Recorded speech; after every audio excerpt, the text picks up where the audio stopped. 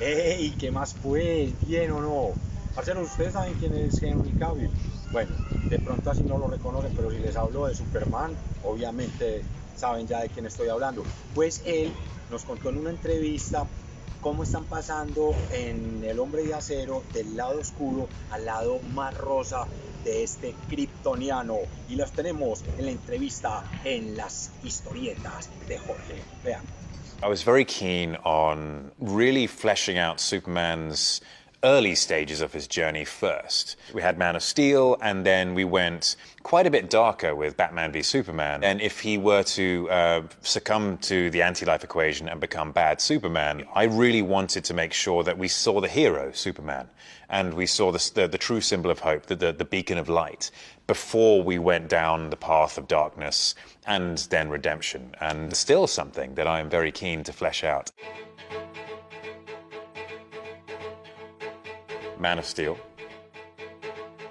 The wonderful thing about Man of Steel and what Snyder and Nolan and I wanted to do with Superman was create a Superman who was accessible in the sense that what would we do if we lived in a world where we had to keep every single aspect of ourselves hidden and we couldn't really truly interact with people, and how would that affect us? It's especially when you have that scene with Kevin Costner who's saying, look, don't reveal yourself. The world is not ready for you yet, and it'll only be a bad thing.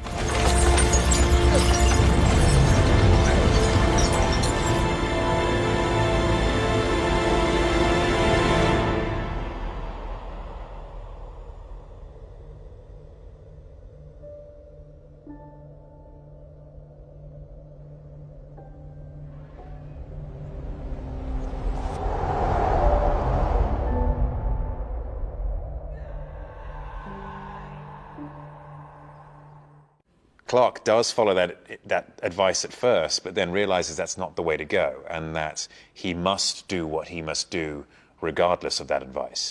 And that was the beautiful bit, is that even though he has restrained himself and lived this life of loneliness, essentially, he's still willing to step out of the shadows and become the hero, despite the fact that it's going to have a negative impact on his life.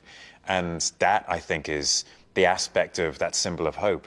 He's representing everything that is good about mankind, despite the fact that mankind may not be good to him.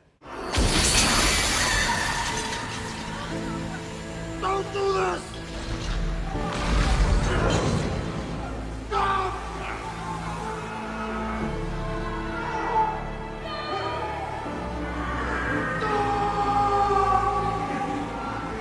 Never.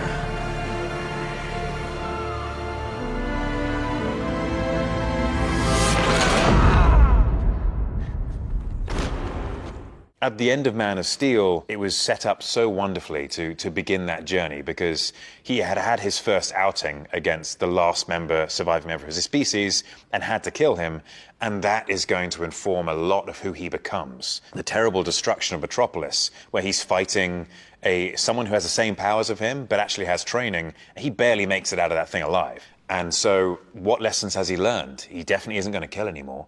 And he's definitely going to make sure that population centers are completely removed from the equation, because now he's experienced it and now he's thinking about it. And so we get those steps towards building that incredible, wise version of Superman, rather than the, still wet behind the ears kind. ¡Ey! ¿Qué tal estos datos del Hombre de Acero? Bacano, ¿sí o no? Para que cuando a vos te pregunten, oíste, hombre, ¿vos dónde es que ves tanta pendejada? Vos le contestes, pues en las historietas de Jorge, parcero, que las encontrás en el Instagram, en el Facebook, en el Twitter, en el canal de YouTube y en WhatsApp. Nos vemos en una próxima. Chao, chao. Un fuerte abrazo.